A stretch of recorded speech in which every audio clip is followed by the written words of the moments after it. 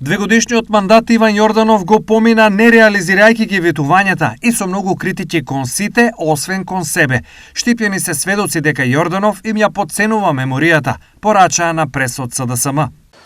Денеска се наоѓаме кај местноста Мирјанина црква.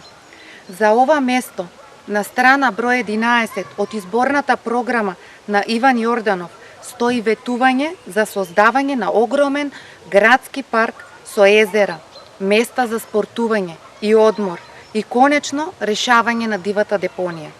Овој проект, поветувањето на Јорданов, требаше да биде во првите 2 години од неговиот мандат завршен.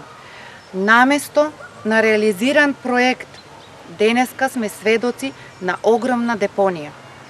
Проектот, кој што требаше да влијае на подобрување на животната средина, остана само ветување за Штипјани.